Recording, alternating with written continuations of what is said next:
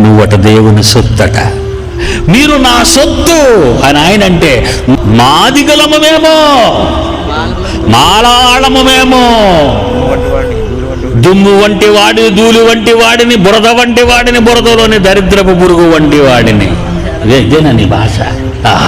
జోహారండి మీ ప్రార్థనకి. ఎవడు నేర్పాడో గాని ప్రార్థనలన్నీ. నీవు నా సొత్తు అని ఆయన అంటే, నేను నీ సొత్తు కాదు నాయన.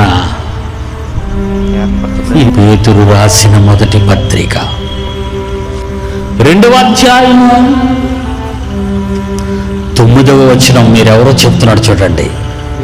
చీకటిలో నుండి, దుష్ట శక్తి అంధకారములో నుండి ఆశ్చర్యకరమైన దేవుని జ్ఞానమనే వెలుగులోనికి మీరు మిమ్మును పిలిచిన మీ కన్న తండ్రి గుణాతిశయములను ప్రచురము చేయాలని భూమి మీద ఏర్పరచబడిన వంశము. మీరెవరో తెలుసా?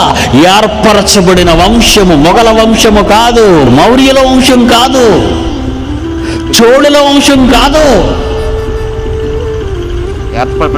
ఏర్పరచబడిన వంశము, దేవుని వంశం. మీరు రాజులైన రాజులు మీరే, యాజకులు మీరే, పరిశుద్ధ జనమును, పరిశుద్ధ జనము మీరే. దేవుని సొత్తైన నా సొత్తు మీరే, నా సొత్తు మీరు అంటున్నాడు ఆయన.